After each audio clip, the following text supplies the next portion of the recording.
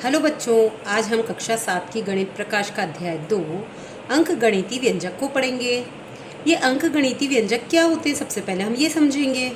तो देखिए 2.1 सरल व्यंजक।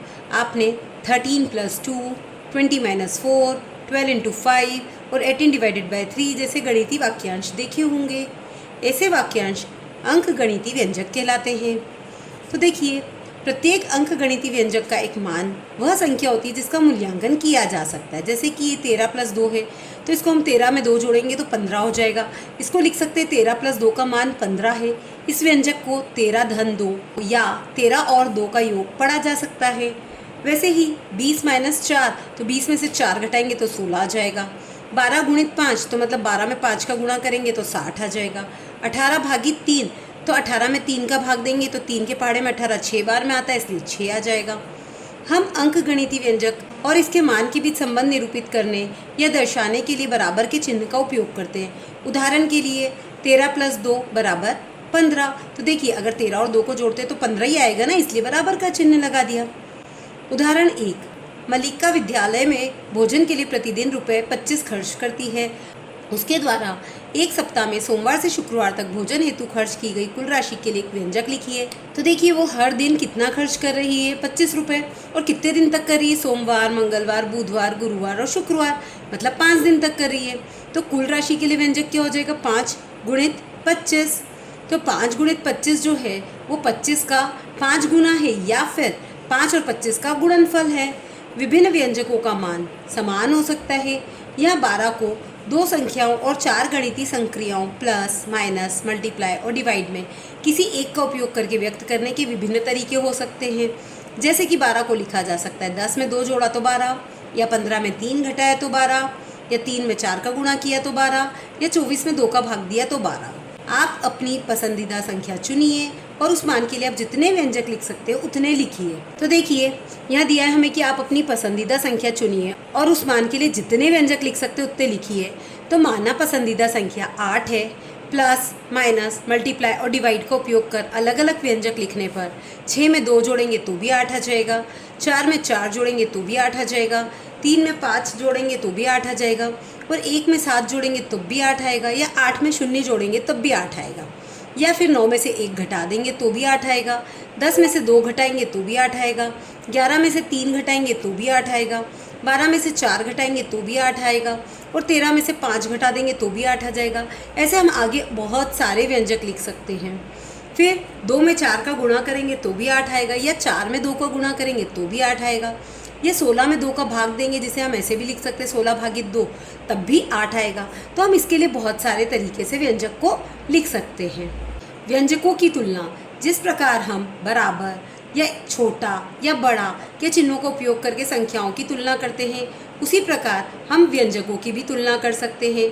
हम व्यंजकों की तुलना उनके मानों के आधार पर करते हैं और उसी के अनुसार के बराबर, से बड़ा या से छोटा का चिन्ह लगाते हैं। उदाहरण के लिए 10 + 2 और इधर है 7 + 1, तो 10 में 2 को जोड़ेंगे तो आएगा 12, 7 में 1 को जोड़ेंगे तो आएगा 8, तो 12 बड़ा है ना 8 से, इसलिए देखिए व्यंजक में भी ऐसे ही चिन्ह लगाया गया है।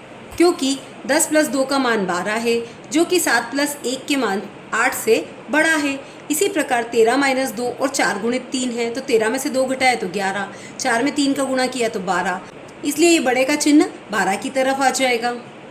पता लगाइए। तो देखिए, पता लगाइए जो है उसमें पहला प्रश्न है, बराबर के चिन्ह के दोनों ओर के व्यंजकों को समान बनाने के लिए रिक्त स्थानों की पूर्ति कीजिए। तो यहाँ दे रखा है first question, 13 + 4 = fill in the blanks +6, मतलब 13 और 4 को जोड़ना है तो कितना आएगा 17, और इधर हमें 6 दे रखा है। 6 में क्या जोड़ें कि 17 आ जाए, तो हम क्या करेंगे, 17 में से 6 को घटा के देख लेते हैं 11, तो 11 में 6 को जोड़ेंगे तो देखिए 17 आ गया और दोनों बराबर हो गए। ऐसे ही बी है, 22 + डैश = 6 × 5, तो 6 × 5 मतलब 6 × 5 = 30। अब यहाँ 22 में क्या जोड़ें, तो 30 में से 22 को घटा देते तो आ जाएगा 8, मतलब 22 में 8 को जोड़ेंगे तो 30 आ जाएगा। ऐसे ही तीसरा है 8 गुणित डैश बराबर 64 भागित 2। तो 64 में 2 का भाग देंगे तो आएगा 32। अब 8 में किस चीज़ का गुणा करें कि 32 आ जाए? तो देखिए 32 में 8 का भाग दे के देख लेते हैं, या फिर 8 का पहाड़ा बोल के देख लो। 8 एकम 8, 8 दूनी 16, 8 तिया 24, 8 चौक 32, मतलब 4 बार में 32 आएगा। दोनों बराबर हो गए।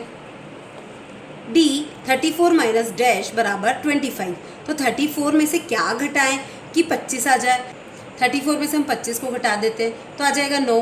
तो 34 माइनस 9 मतलब 25। तो देखिए दोनों तरफ बराबर हो गए।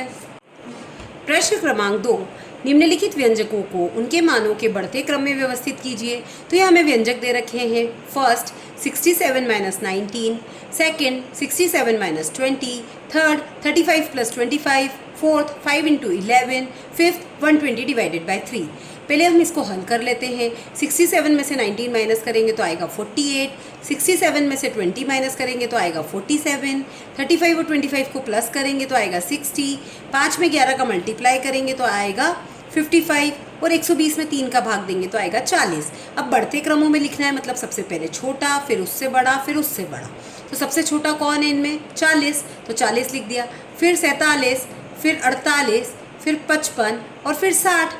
अब जो संख्या जिस व्यंजक के सामने की थी उसके नीचे उसका व्यंजक लिखते जाते। जैसे ये 40 था तो इसके सामने था 120 भागित 3, तो 40 के नीचे हमने लिख दिया 120 भागित 3, चिन्ह ये का यही रहेगा।